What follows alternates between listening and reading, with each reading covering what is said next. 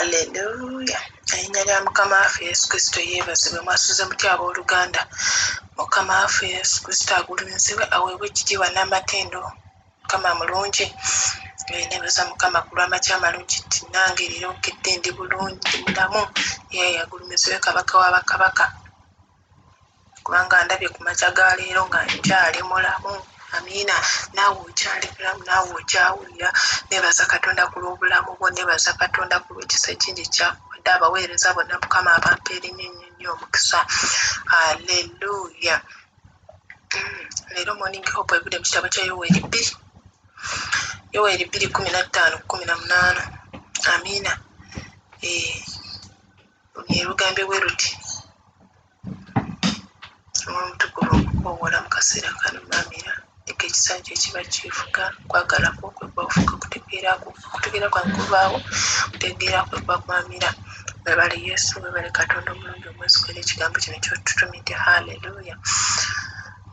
Erinnya lya Mukama waffe Yesu Kristo yeebazibwe. Yoweeri 2:15 agambye bw'ati: mufuuyire ekkondeere mu Sayuuni, mutegeeze okusiiba, muyite okukuŋŋaana okutukuvu. Olw'ekumina lugambye nti mukuŋŋaanye abantu, mutukuze ekibiina, mukuŋŋaanye abakadde, muleete abaana abato n'abo abayonka amabeere. Haleluya. Awasa omugole ave mu kisenge kye, n'omugole ave mu nju ye. Amiina. Olw'ekumina ne lugamba nti bakabona abaweereza ba Mukama bakaabire amaziga wakati w'ekisasi n'ekyoto, era boogere nti saasira abantu bo, Ayi Mukama, so towaayo obusika bwo okuvumibwa amawanga okubafuga. Kiki ekinaaba kiboogeza mu mawanga nti Katonda waabwe ali ludda wa? Haleluya. Olw'ekumina lugambye nti awo Mukama n'akwatirwa obuggya ensi ye, n'asaasira abantu be. Erinnya lya Mukama waffe Yesu Kristo yeebazibwe. Haleluya. Nange kyebakedde nkya ya leero njogereko nammwe bino ebigambo ebirungi, njogereko eri amatu gammwe, eri amatu gange, eri emmeeme yammwe, eri emmeeme yange. Haleluya.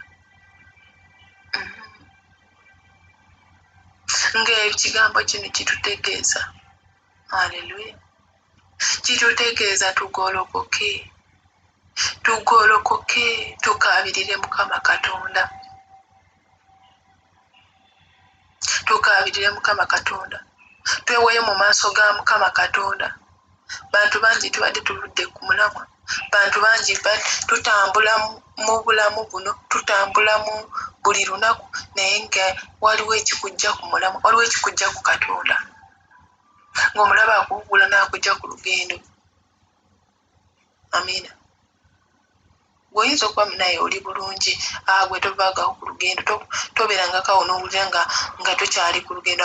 Gwe oli bulungi, otuukiridde, otambula bulungi ne Mukama Katonda, tebikuyitirirangako n'owulira nga tokyawulira kubeerawo kwa naye nze mpulira nga okubeerawo ke tekukyaliwo. Amazima ekigambo kino kigolokosa nze naawe. Amiina.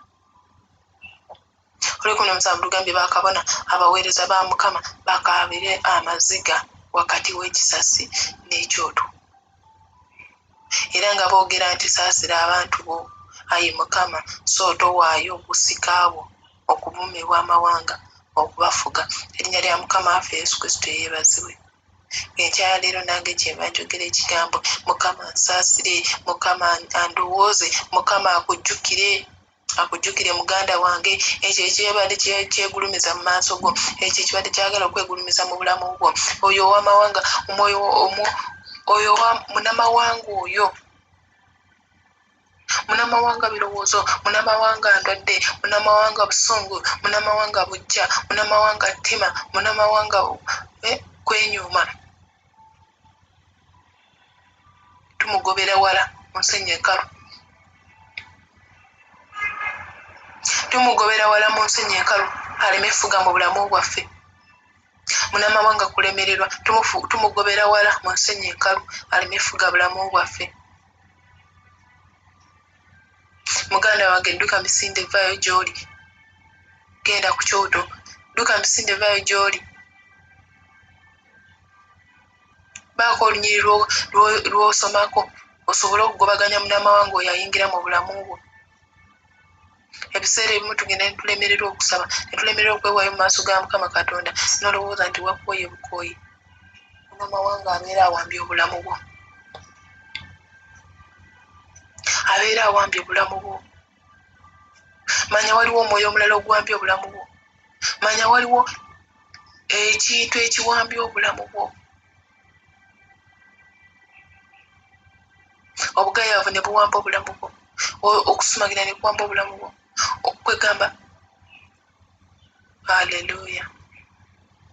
Naye Katonda w'abeera omwesigwa, Katonda w'atwagala, ekigambo kye kino kizze, mufuuyire ekkondeere mu Sayuuni, mutukuze okusiiba. Muyite okukuŋŋaana okutukuvu. Amiina. Wuliramu gwe ng'oyagala okubeerako ne Mukama Katonda. Wuliramu gwe ng'oyagala okwogerako ne Mukama Katonda wo. Wuliramu gwe ng'owulira muli ekinyegenyege ekyogerako ne Mukama Katonda wo, osobole okugobaganya munamawanga abadde akutuddemu. Oyo mwami bunafu, mwami bugayaavu, mwami kwenyuma,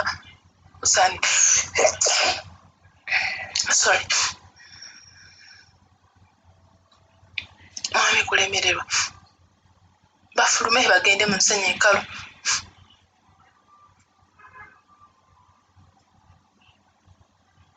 N'owulira ng'oyagala okuyimirira, n'owulira ng'oyagala okwegayirira, naye mwami bunafu n'akukwata. N'akukwata n'akunywereza ddala, n'akugamba tojja situka, tojja yimirira, era tojja baako na mulimu gwonna gw'okola mu bwakabaka bwa Katonda. Ababalangira abafugira mu bwengula, ababalangira abafugira ku ttaka, emyoyo gifugira mu bizikiza, yonna tugigobaganya mu nsenyi enkalu. Tugigoba mu linnya erya Yesu Kristo, omwana wa Katonda omulamu. Tegijja kwegulumiza mu bulamu bwaffe, tegigenda kwegulumiza mu bulamu bwaffe enkya ya leero. Mukama waakisa otusaasira era otujjukira era okujja otulwanira. Emyoyo gy'endwadde, emyoyo gy'okulemererwa, omwoyo gw'obwavu, omwoyo gw'obutaweebwa, omwoyo gw'offe, omwoyo gw'okubulwa, tugugobaganya mpaka mu nsenyi enkalu. Haleluya. Mukama leero waakisa okusaasira, Mukama leero waakisa okujja gy'oli gwe ayanguye ne weenenya, ayanguye n'omuyita, ayanguye n'omukoowoola, ayanguye n'odduka mu maaso ge. Osaanidde Katonda omulungi omwesigwa.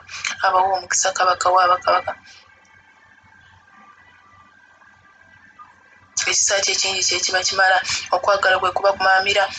Wulira ng'oyagala, si lwa magezi go, si lwa kwagala kwo, naye olw'ekisa kye kiba kimala. Atujjukire nga bwe yatujjukiranga edda, nga tukomyewo mu maaso nga bwe twakomangawo edda, nga bwe twayogeranga edda naye kaakati era taata tukomyewo mu maaso go. Osaanidde Katonda omulungi omwesigwa.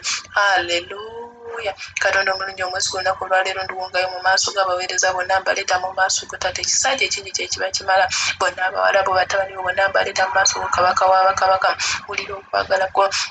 Mukama omukono gwo gukome ku bulamu bwabwe. Oyo abadde addiridde, abadde aweddemu amaanyi, ayongobera kabaka w'abakabaka. Taata singa ayongobera mu mbeera emu oba endala, kabaka w'abakabaka abadde abulwa, talina kyakulya, ekitala kyakunywa, omulwadde, Katonda omulungi omwesigwa. Ekisa kyo kye kiba kimala, kabaka w'abakabaka. Osaanidde omulungi omwesigwa, kabaka w'abakabaka. Yimusa amaviivi agadde gagigumira, taata nyweza ku lwazi, Katonda omulungi omwesigwa. Taata amaviivi gaffe gadde gagigumira, kabaka w'abakabaka, taata nyweza ku lwazi. Ekisa kye kingi kye kiba kimala, Katonda wa Isirayiri, Katonda wa Yakobo. Oli mulungi kabaka w'abakabaka, wulira obulamu nga gwaffe enkya ya leero mukama tudukire mu maaso ga taata nga twetuze tunoonya okubeerwa kigo kyaffe kiddukiro kyaffe mu kulaba ennaku katonda omulungi leka ekisa kyo ekingi kye kiba kimala eri obulamu bwaffe osaanidde katonda omulungi omwesigwa abaweereza bonna mbaleeta mu maaso go taata leka omuntu kubamaamira eri ennimi zaabwe kabaka waabakabaka buli kigambo kyonna kye banaafunira kabaka bakakibeera obulamu kimuse buli abadde aweddemu amaanyi n'aweddemu essuubi abadde ayongobera mu magumba katonda omulungi omwesigwa taata nyweza amabibi gaffe ku lwasi katonda omulungi omwesigwa otukulembere mu byonna bye tukola katonda omulungi omwesigwa omwoyo omutukuvu yaba alungamye eri ebigambo byaffe bye tunayogera nga kuba ku nnimi zaffe katonda omulungi omwesigwa leka ekisa kyo kye kiba kimamira osaanidde kabaka waabakabaka okutegeera kwaffe kubaawo ekisa kye kingi ekiba kimala kabaka waabakabaka katonda omulungi omwesigwa mponga luno olunaku mu maaso tukulembera amagenda gaffe amadda kabaka waabakabaka ekisa kye kingi ekiba kimala katonda omulungi omwesigwa olabise emirimu gy'emikono gyaffe omukisa kabaka waabakabaka taata okulembera wonya abalwadde wonya abaweddemu amaanyi kabaka abali ku bitanda taata wonya abali makomera taata asumula olunaku olwaleero leka okwagala okutuuke abeetaaga obugabirizi kaba bakayamba saasira okwagala kabaka wabakabaka kwekuba kumaamira wonna katonda omulungi asaasira atasosola mu mawanga atasosola mu bika atasosola mu kkala osaanidde kabaka wabakabaka nsale nga mpita mu yesu kristo omwana wa katonda omulamu amiina abampeera nnyo omukisa haleluya